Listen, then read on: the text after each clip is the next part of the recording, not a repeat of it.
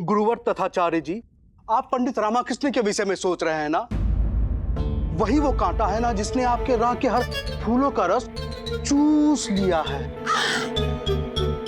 तुम्हें कैसे ज्ञात है? हमें तो इसका हल भी ज्ञात है।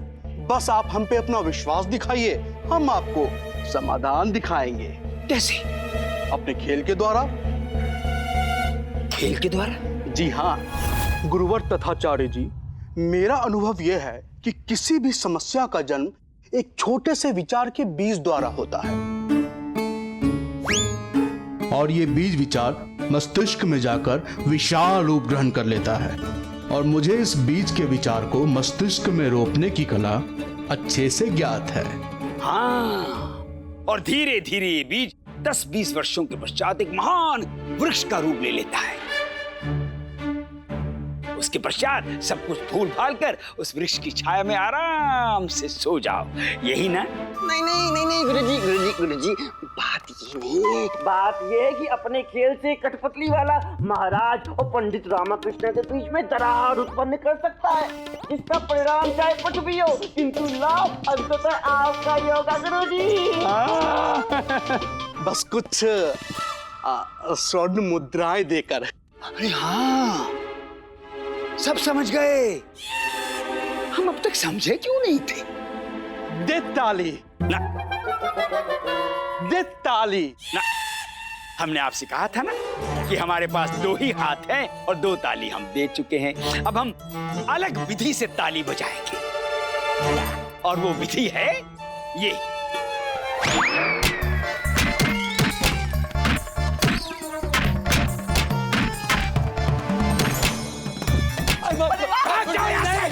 मूर्ख समझ के रखा हमें। कठपुतली द्वारा विचारों का बीजारोपण करोगे। यदि हमें हमारी खड़ाऊ टूटने का भय नहीं होता तो तुम्हारे मस्तिष्क में ये जो सड़े और गंदे बीज भरे पड़े हैं मार मार कर निकाल देते। भागो यहाँ से, भागो। मूर्ख!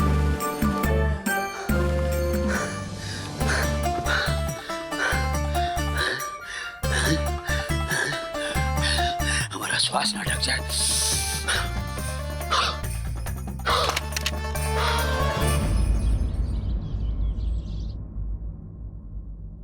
जिस प्रकार ये अम्मा मेरी मालिश कर मेरी हड्डियों में तेल भर रही है, अवश्य ही मैं बड़ा होकर इनकी लाठी बनने वाला हूँ।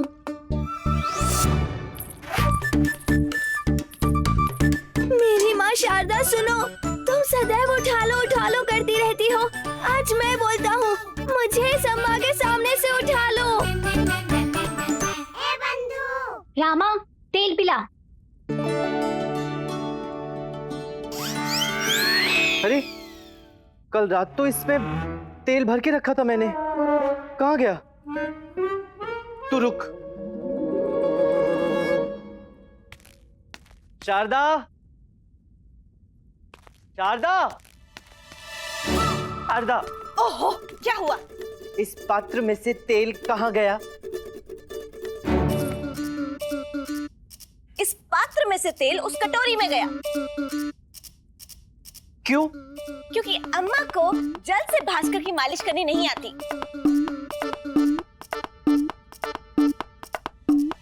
शारदा, अब मैं बंदूक अर्थात अपनी चोटी को तेल कैसे लगाऊंगा?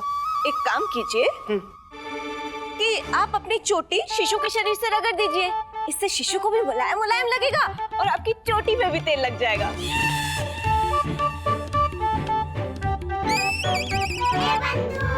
रामा, नहीं, कहीं ऐसा ना हो कि तेल की धार के चक्कर में भास्कर की धार मिल जाए और मुझे गीला कर दे।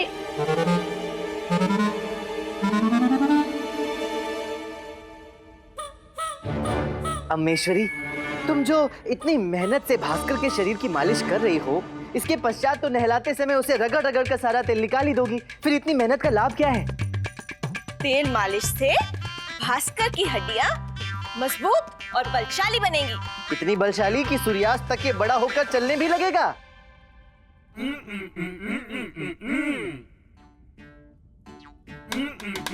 अच्छा, दौड़ने लगेगा? अम्मा, मैं आपका सारा प्रपंच जानता हूँ। आप मेरी हड्डियाँ इसीलिए मजबूत करना चाहती हैं, जिससे बड़े होने पर आपके डंडे का प्रहार सहन कर सकूं। मैं जा रहा हूँ। सुनिए, सुनाइए। बाजार से फल ले आइए। मैं इतनी देर से तैयार खड़ा हूँ, पहले क्यों नहीं कहा? इतनी देर से आप दर्पण के सामने खड़े थे और दर्पण के सामने खड़े रहने से फल नहीं, गुरूर निकलता है। हम तो बस आपकी प्रतीक्षा कर रहे थे कि कैसे आप बाहर की ओर कदम बढ़ाएं और कैसे हम आपको टोके। वाह वाह वाह शारदा महोदया, इस तरह टोकने का विधिवत ज्ञान कहाँ से प्राप्त किया?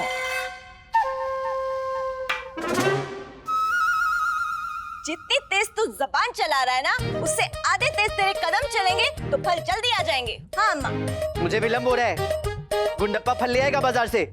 अरे गुंडप्पा तो बालक है, उसने आज तक फल ढंग से नहीं खाए, वो क्या बाजार से लेकर आएगा? मैं बालक नहीं हूँ। तो क्या बालिका है? देख गुंडप्पे, तू जो कोई भी है, बालक अथवा बालिका, तू मेरा मित्र है ना। चल मेरे साथ बाजार चल, मैं तुझे अच्छे फल दिलाऊंगा भी और खिलाऊंगा भी। आजा, लाओ। गुंडप्पे, फल बाजार में नहीं, घर पे आके खाना।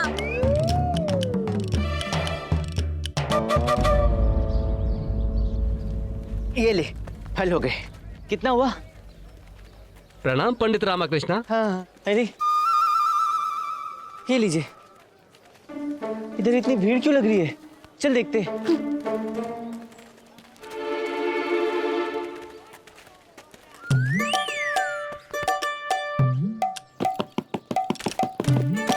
आओ आओ दोस्तों, आज मैं आप सभी को दिखाने वाला हूँ कठपुतलियों का खेल, जिसे देखकर आप सभी को अत्यधिक आनंद आने वाला है। लामा, मैं भी दे दूंगा। नहीं, तुझे ये फल लेकर सीधे घर जाना है। फल लेकर घर जा। अरे लामा, कब मैं घर जाऊंगा, फिर वापस आऊंगा, तब तक तो खेल भी समाप्त हो जाएगा। चल लामा, खेल देखते हैं ना। हे भगवान, अब तुझे यहाँ से कोई नहीं हिला पाएगा। ठीक है, तू खेल देख, किंतु खेल देखते देखते ये सारे फल मत खा जाना। थोड़े से फल खाना, सारे फल मत समाप्त करना, ठीक है? और खेल समाप्त होते ही फल लेकर सीधा घर जाना, ठीक है? तू सुन रहा है ना? खेल समाप्त होते ही फल घर ले जाना, मत भूलना। लामा, तू भी कुछ भूल ले, तुझे दलबाल दाने में देली हो ली है। अरे हाँ हाँ, मैं भागता हूँ। जा तू खेल देख।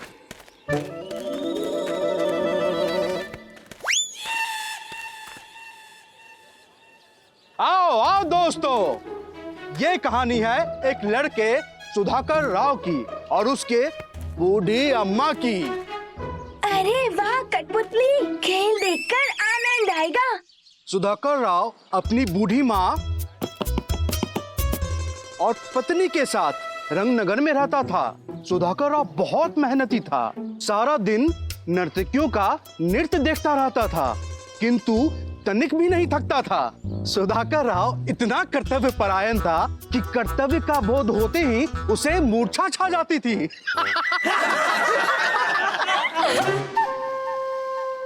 अम्मा भाग के यहाँ कैसे आ गई?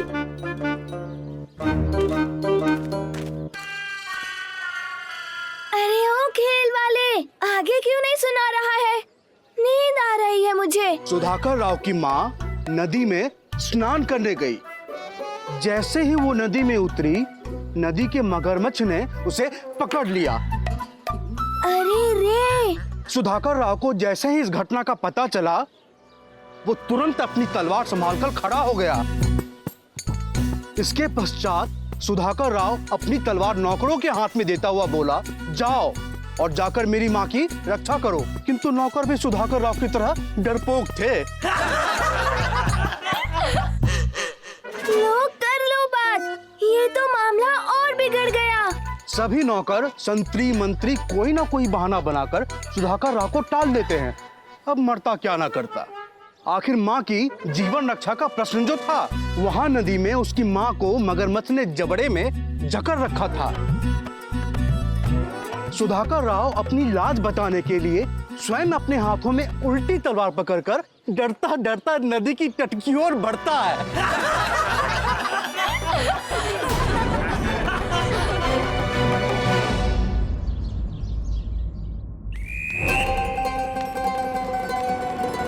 पंडित रामाकृष्ण, गुरुजी, हाँ गुरुजी, हाँ देखिए आपका शत्रु पंडित रामकृष्ण आ गए। तो हम क्या करें? जाओ, जाकर जितनी गौ माता तुम्हारे पास है जाकर उसे दान दे दो। मूर्खो, हमें प्रतिदिन इसी समय अपनी तीनों आंखों से इस पंडित रामकृष्ण को देखना पड़ता है। तीसरी आंख? गुरुजी ये तीसरी आंख कहाँ से ले आए और किसकी चुरा ली? देखो, नालायको, दुष्टो, अंधो, इतनी दूर आकाश के तारे देख लेते हो, परंतु अपने समीप रहने वाले गुरु की दिव्य दृष्टि की तीसरी आंख नहीं दिखाई देती तुम्हें। हाँ, याद आया, आपकी वो तीसरी आंख की दृष्टि। किंतु वो तो आपको मिलने वाले पुरस्कारों की चमक थी, जो आपको मिलना कब के बंद हो गए और उन आंखों से भी दिखना कब का बंद हो गया गुरुजी। अरे दुष्टो, नालायको, हमारी बाई आंख फड़क रही है। इसका तात्पर्य ये है कि जो पुरस्कार है उनको हमारी झोली में ही शरण मिलेगी। प्रणाम गुरुवर। हाँ, प्रणाम प्रणाम। क्या मंत्रणा हो रही है गुरु शिष्यों में? हम ना गुरु जी की दिव्य दृष्टि पर दृष्टि डाल रहे हैं पंडित रामकृष्ण जी। चुप रहो पंडित रामकृष्ण, सर्वप्रथम गुरु बनने योग्य तो बनो, तत्पश्चात ज्ञात होगा तुम्हें कि गुरु और शिष्यों में क्या वार्तालाप होती है। अवश्य गुरुवर, मैं आप ही की तरह गुरु बनने का प्रयास अवश्य करूंगा। परंतु अभी तो लगता है जैसे आपका सिक्का आपके पैरों के पास गिर गया है। कदापि भूलवश गिर गया होगा।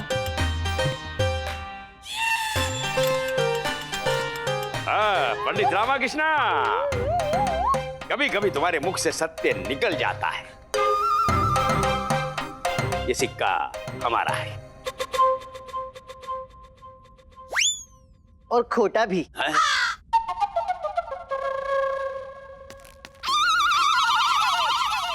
देखो मूर्खो, ये मेले में खोया हुआ तुम्हारा कोई भाई बिल्कुल तुम्हारी तरह खोटा।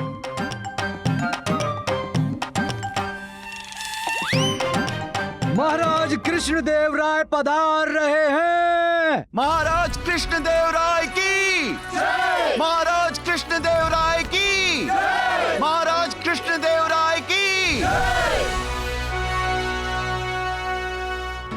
महामंत्री जी, महाराज आज की कार्रवाई आरंभ की जाए। जो आज्ञा महाराज। महाराज उठा लो, उठा लो।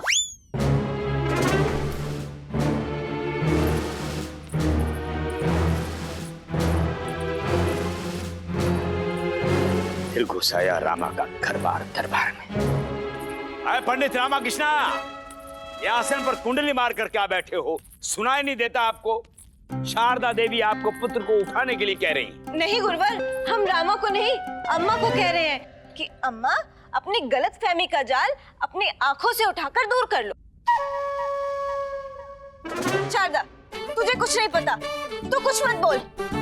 ऐसा हम नहीं, अम्मा कह रही हैं। अच्छा,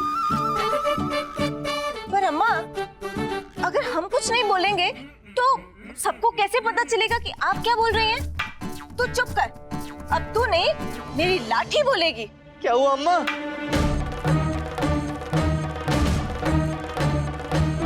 अम्मा संभल कर।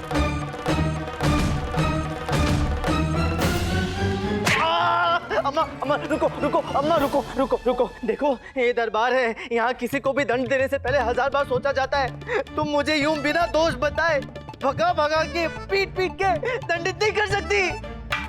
तू क्या सोचता है कि अगर तू मेरी सेवा नहीं करेगा तो मेरी लाठी तेरी सेवा करेगी? अरे पंडित रामकृष्ण, आपने ऐसा कौन सा कार्य कर दिया कि अम्मा आपको इस प्रकार का फल दे रही हैं? पता नहीं मंत्रीवर, मैंने तो अच्छे मीठे फल घर भिजवाए थे। मुझे क्या पता था उन मीठे फलों का फल मुझे कड़वा मिलेगा। ओ अम्मेश्वरी, क्या हो गया? शांत शांत शांत अम्मा। यदि पंडित रामकृष्ण से कोई त्रुटि हुई है तो हम क्षमा मांगते हैं आपसे। सुन लो अम्मेश्वरी, महाराज स्वयं क्षमा मांग रहे हैं। अब तो शांत हो जाओ। धन्यवाद अम्मा जी, आपने हमारा आग्रह स्वीकार किया। इस हेतु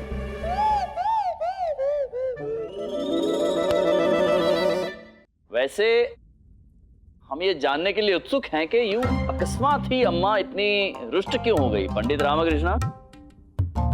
महाराज, ये रामा कामचोर है, चलो कोई बात नहीं। ये डरपोक है, चलो कोई बात नहीं। ये भुक्कड़ भी है, चलो वो भी कोई बात नहीं। मैं इसकी हर कमी को अनदेखा करती आई हूँ। लेकिन आज मुझे ज्ञात हुआ कि नदी में स्नान करते समय किसी मगरमच्छ ने मुझे पकड़ लिया, तो मेरी जीवन रक्षा हेतु ये नहीं आएगा।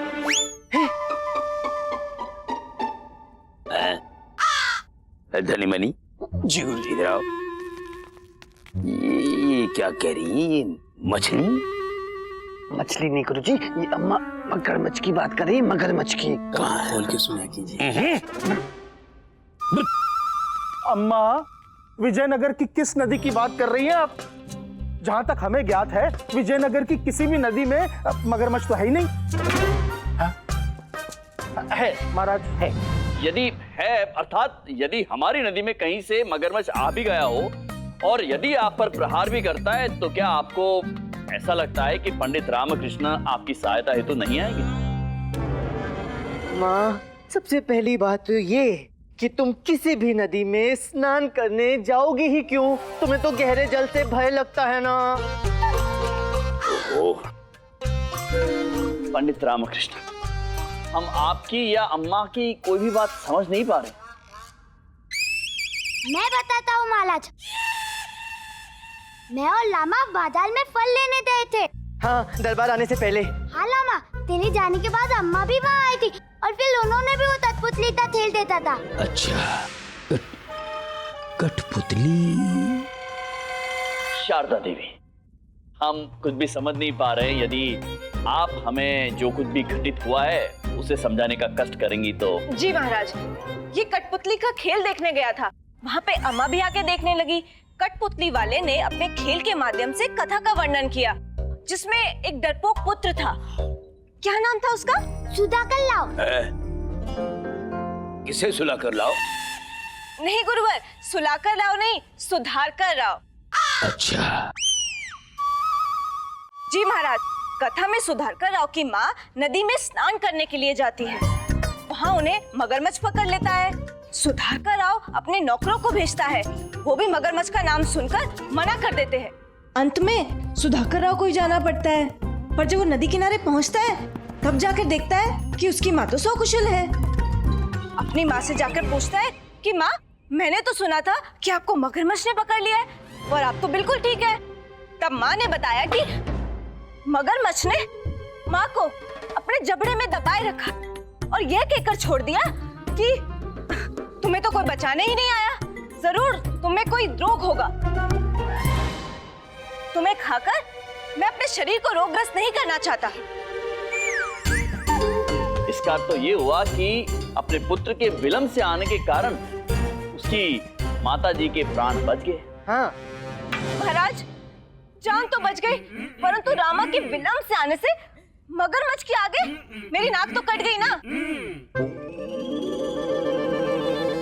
ओम ईश्वरी, मेरी नहीं, सुधाकर राव के विलंब से आने के कारण तुम्हारी नहीं, सुधाकर राव की माँ की नाक कट जाती, वो भी उस कठपुतली वाली की काल्पनिक कथा में। अम्मा जी, पंडित रामकृष्ण का कथन बिल्कुल सत्य है।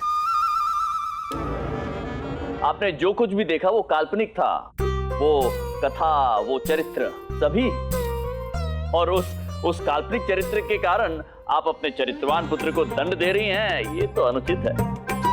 महाराज, वैसे तो मुझे गहरे जल से बहुत डर लगता है, परंतु आपको विश्वास दिलाने के लिए मैं अपनी आंखों में पट्टी बांधकर गहरे जल में जरूर जाऊंगी, और जब मुझे मगरमच्छ पकड़ लेगा तब देखिएगा ये मुझे बचाने नहीं आएगा। मेरा अनुभव यह है कि किसी भी समस्या का जन्म एक छोटे से विचार के बीज द्वारा होता है, और ये बीज विचार मस्तिष्क में जाकर विशाल रूप ग्रहण कर लेता है, और मुझे इस बीज के विचार को मस्तिष्क में रोपने की कला अच्छे से ज्ञात है।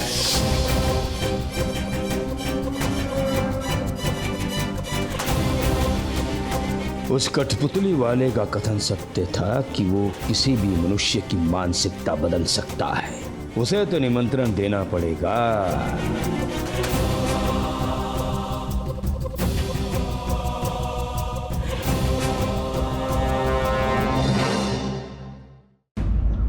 पंडित रामकृष्ण, अम्मा जो भी कह रही है इसमें कितनी वास्तविकता है?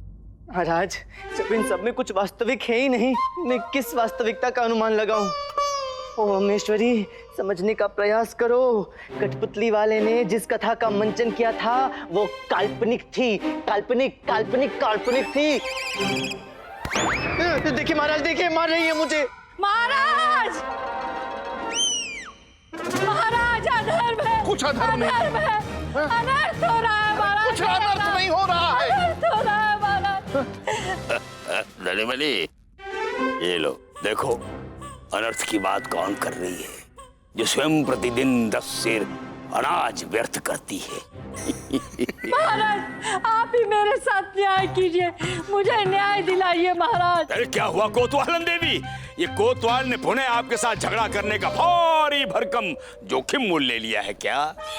क्षमा करें महाराज, कोतवालन कितनी बार कहा घर चलो, घर चलो। जितनी बार आपने कहा घर चलो, घर चलो, उससे दुगनी बार मैंने कहा मैं नहीं जाऊंगी, नहीं जाऊंगी, नहीं जाऊंगी। शांत शांत हो जाइए। कोतवाल, आप शांत रहिए, इन्हें बोलने का मौका दीजिए। कहिए कोतवालन, क्या हुआ है आपके साथ? महाराज, वो टीले पे रहने वाली परी है ना, उसके लिए ये मुझे त्याग रहे हैं।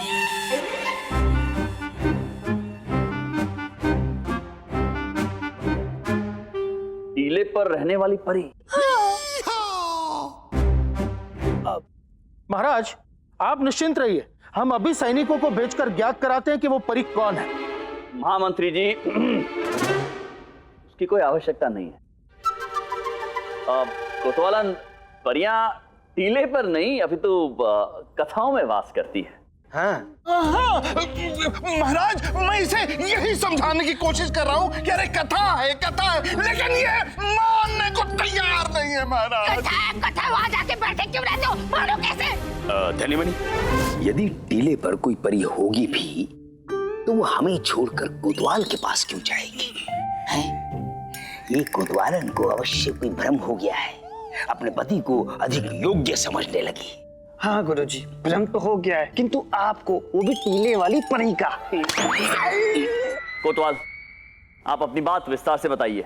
महाराज, एक कोतवालन ने आज बाजार में कठपुतली का खेल देख लिया।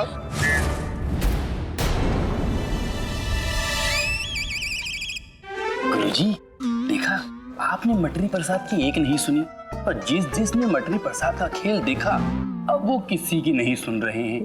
कहा था ना मेरी बात मानिए। अब महाराज, उस खेल देखने के बाद वो जो कठपुतली कथा के जो नायक है वो टीले पर रहने वाली परी के प्रेम प्रसंग में पड़ गया, और महाराज उसने उसके कारण अपने परिवार को त्याग कर उसके साथ रहने चला गया। कोतवाल, ये नायक कहाँ चला जाता है? टीले पे जाता है आचार्य, और कहा महाराज।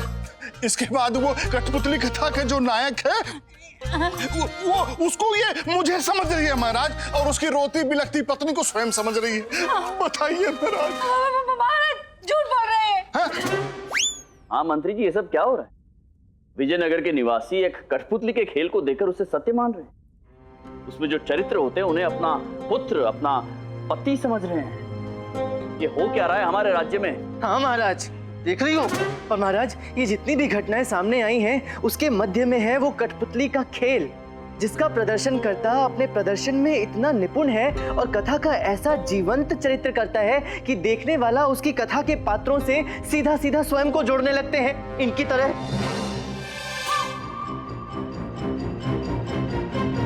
महाराज, मैं अपने 9 बच्चों को घर पे अकेला छोड़कर आपसे न्याय मांगने आई हूँ। आप मेरे साथ न्याय कीजिए।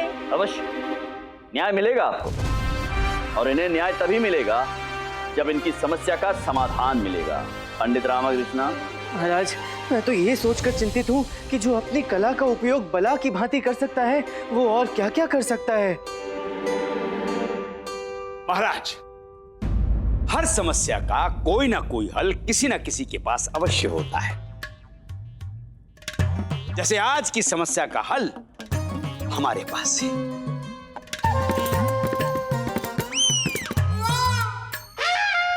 अद्भुत गुरु, बताइए जी महाराज, समस्या जटिल हो सकती है, किंतु इतनी जटिल कदापि नहीं हो सकती जिसका हल हमारे पास ना हो। जी देखिए महाराज, समस्या जो है वो एक बीज विचार के रूप में मस्तिष्क में प्रवेश करती है और धीरे धीरे एक विशाल रूप धारण कर लेती है।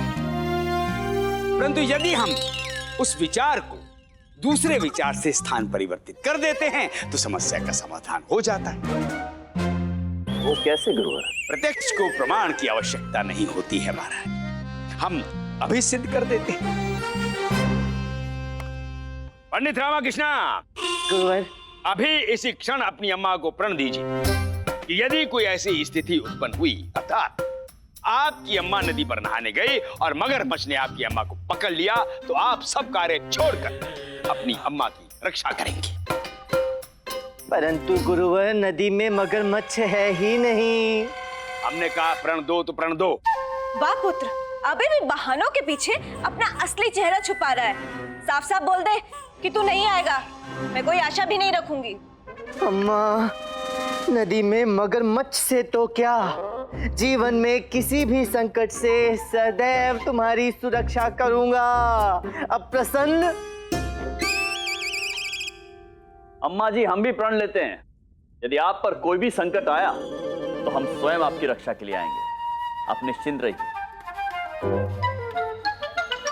और कोतवालन जी, कोतवाल भी आपको प्रण देते हैं कि आज के पश्चात वो टीले पर नहीं जाएंगे। अब जब वो टीले पर जाएंगे ही नहीं तो उन्हें परी से मिलने का अवसर कैसे प्राप्त होगा? आचार्य, आप कैसी बात कर रहे हैं? वो टीला मेरे कार्य क्षेत्र में आता है और उस टीले के ऊपर खड़े होकर मैं पूरे विजयनगर की निगरानी करता हूँ।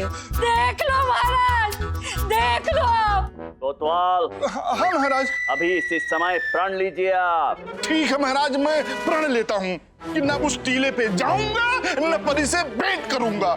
ठीक है महाराज। अद्भुत, अब तो आप दोनों प्रसन्न हैं।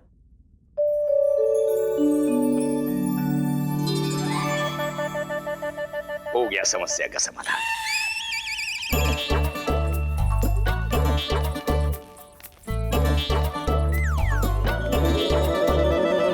गुरुवर, अद्भुत। धन्यवाद महाराज। महाराज, हम आपके आशयों को समझकर कब से प्रतीक्षा कर रहे हैं। हम जानते हैं कि आप हमारे न्याय से अति प्रसन्न हैं और आप हमें पुरस्कृत करना चाहते हैं। गुरुवर, हम विचार कर रहे थे कि ऐसे सजीव कठपुतली के खेल का चित्रण करने वाले कलाकार से हमें भेंट करनी चाहिए। हम भी तो देखें आखिर ऐसा क्या जादू है। अवश्य महाराज, अवश्य, परंतु पहले आप हमें वो पुरस्कृत। मंत्री जी, महाराज, उस कठपुतली वाले को राज्य की ओर से निमंत्रण भेजा जाए, उन्हें यहाँ पर आमंत्रित किया जाए और कहा जाए कि हमारे समक्ष वो अपनी कठपुतली का खेल प्रदर्शित करें। और हाँ, इसकी सूचना हमारी महारानियों को भी दे दीजिएगा। महाराज, पहले हमारा पुरस्कार। महाराज, मेरे सुझाव में हमें ऐसा नहीं करना चाहिए। क्यों पंडित रामकृष्ण? हमारी महारानियों का भी मनोरंजन हो जाएगा। महाराज, यदि कहीं गलती से उस कठपुतली वाले ने फिर से वही टीले वाली परी की कथा सुनाई और दोनों महारानियों ने उस कथा के नायक को आपको समझ लिया, तो फिर तो हमारा पुरस्कार स्थगित किया जाए। महामंत्री जी, महाराज, कठपुतली वाला हमारे राज दरबार में तो क्या, राज्य के आसपास कहीं नहीं दिखाई देना चाहिए। जी देखिए महाराज, हमने अम्मा को, कोतवालन को न्याय दिया है, परंतु हमें पुरस्कृत नहीं किया गया। हम न्याय मांगने कहाँ जाएं? महारानी चिन्ना देवी की जय, महारानी तिरुमलम्बा की जय, महारानी चिन्ना देवी की जय। अरे बड़ी महारानी जी, छोटी महारानी जी, आज अकस्मात यहाँ राज दरबार में किस प्रयोजन से क्या सेवा कर सकते हैं हम आपकी? महाराज, आप कोई कष्ट न ले, परंतु उसे अपनी प्रतिभा दिखाने का अवसर दें। किसे? उसे महाराज जो अपनी उंगलियों पर कठपुतलियों को नचा रहा है। बस आप उस अद्भुत कलाकार को आमंत्रित कर लीजिए। जी महाराज, उसका खेल इतना मनोरंजक है कि दर्शक भी मंत्रमुग्ध हो जाते हैं। क्षमा करें छोटी महारानी जी, मंत्रमुग्ध नहीं होते। अभी तो उस कठपुतली वाले की कथा से भ्रमित होकर उसे सत्य मानने की भूल कर बैठते हैं।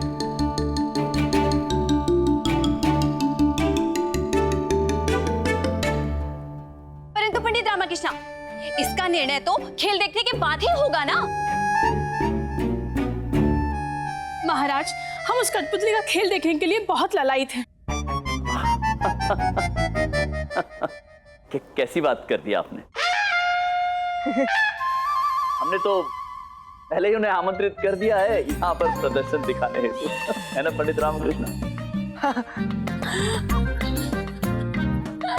धन्यवाद महाराज जी, धन्यवाद। चलिए। हम पुरस्कार कर रहे हैं और महाराज हमारी बात ही नहीं सुन रहे। पंडित रामकृष्ण महाराज, हमारी दोनों रानियां कठपुतली का खेल देखना चाहती हैं। अब हम क्या करेंगे? महाराज, अब हम क्या करेंगे? जो भी करना है वो कठपुतली वाला ही करेगा। बस ईश्वर से प्रार्थना कीजिए कि दोनों महारानियां उसका खेल मात्र देखें, उससे प्रभावित होकर उसमें फंस ना जाएं। अन्यथा आपके लिए तो संकट उत्पन्न हो जाएगा महाराज। जी जी महाराज। हाँ गुरुवर, आप बताइए। वो हम कह रहे थे कि वो पुरस्कार। गुरुवर, हम पुरस्कार अवश्य देंगे। कठपुतली वाले को पुरस्कार अवश्य मिलेगा, परंतु इस वक्त हमारी समस्या ये है कि कहीं उस कठपुतली वाले ने कोई ऐसी वैसी कथा का चित्रण कर दिया जिससे हमारी दोनों रानियां भ्रमित हो गई तो, और बिना कुछ किए ही आप संदेह के तीरों के निशाने में आ जाएं। जैसे आप भी आ गए थे। हाँ। हमारा पुरस्कार। महाराज, पंडित रामकृष्ण, आपके ये क्या कहना चाहते हैं? आज हम जो चाह रहे हैं वही तो कब से कह रहे हैं कि हमारा महाराज, एक उपाय है जिससे सर्प भी मर जाएगा और लाठी भी नहीं टूटेगी। महाराज, सर्प को तो 2 स्वर्ण मुद्राएं लेकर सपेरा भी मार सकता है। पहले पुरस्कार। गुरुवर, हम आपको आश्वस्त करते हैं कि हम उस कठपुतली वाले को पुरस्कृत अवश्य करेंगे। महाराज, हम उसे नहीं, स्वयं को पुरस्कृत कर। गुरुवर, एक क्षण के लिए आप शांत हो जाइए। पंडित रामकृष्ण, आपके पास इस समस्या का कोई उपाय है? जी महाराज, यदि वो कठपुतली वाला अपने खेल में मनुष्यों से संबोधित कथा का कथन ना करे और पशुओं से संबोधित कथा का कथन करे तो हम सुरक्षित हो सकते हैं। जानवरों की कथा का कथन उचित कथन है। पंडित रामकृष्ण, इसमें उपाय दिख रहा है हमें, क्योंकि यदि कथा जानवर की होगी तो कोई भी व्यक्ति उसमें अर्थात उन जानवर के चरित्रों में अपने प्रियजनों को कैसे देख पाएगा? हाँ महाराज, पंडित रामकृष्ण का सुझाव उचित है। हाँ। अद्भुत अद्भुत। तो तेरा रात दरबार में कठपुतली का खेल होगा। आमंत्री जी, उस कलाकार को आमंत्रित कीजिए, हम भी देखते हैं क्या जादू है उसमें। और आप सभी को भी हम आमंत्रण देते हैं, अपने परिवारजनों को जो भी रात दरबारी बुलाना चाहे वो बुला सकता है। आज की सभा यहीं समाप्त होती है। महाराज कृष्णदेव राय की, महाराज कृष्णदेव राय की, महाराज कृष्णदेव राय की। महाराज, हमारा पुरस्कार। महाराज, हमें पुरस्कार दिए बिना चले गए। तो कोई बात नहीं, ये लीजिए। गुरुजी, आपने देखा, ये कलयुग है, कलयुग। ये युग न किसी का भला करने का है और ना नहीं न्याय करने का। ठीक तो है गुरुजी आप। ईश्वर ने उस कठपुतली वाले के रूप में हमारी कठिनाइयों का हल दिया है। हम इसका भरपूर उपयोग करेंगे। उंगलियां उसकी चलेंगी, परंतु खेल वो चलेगा जो हम चाहेंगे।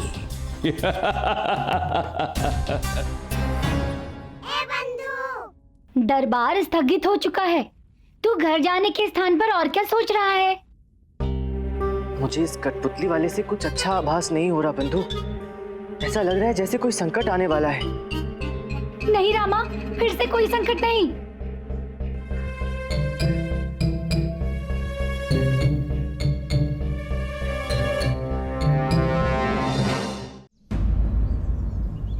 मठरी प्रसाद, मठरी प्रसाद, मठरी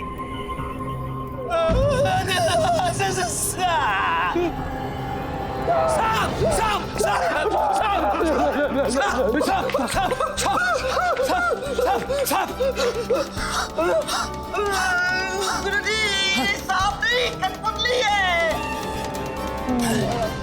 सांप वाली कठपुतली भी होती है?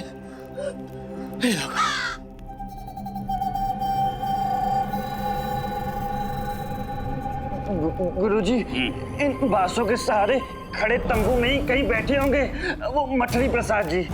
तंबू से अधिक तो हमारे गुरुजी तने हुए हैं। कहाँ है वो कठपुतली वाला? ओ मछली प्रसाद, ओ मठरी प्रसाद, मठरी प्रसाद, मठरी। भगवान, ये क्या भला है? कौन हो तुम लोग? कौन बोला?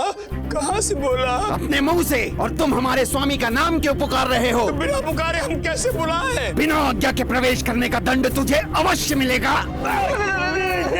देखिए महोदय, हमसे यहाँ पर बिना आज्ञा प्रवेश करने की भूल अवश्य हुई है, किंतु ये भूल हमसे नहीं हुई है, हमारे बिना ज्ञान वाले गुरुजी से हुई है। अरे मूर्खों, निकलो यहाँ से, निकलो।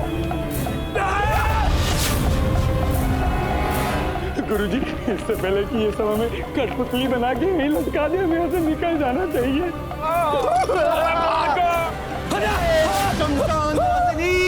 तेरे लिए बलि का प्रबंध हो गया है। स्वयं बलि चलकर तेरी चौखट तक आई है। जो पसंद आए ले लेना।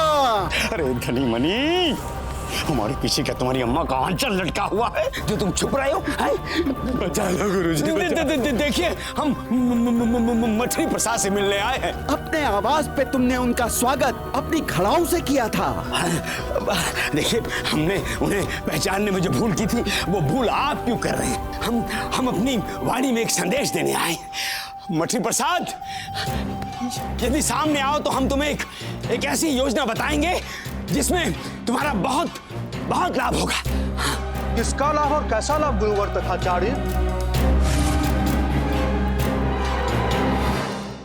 मठरी प्रसाद, दे ताली। अरे ताली वाली भूल जाओ मठरी प्रसाद, ताली बाद में लेना।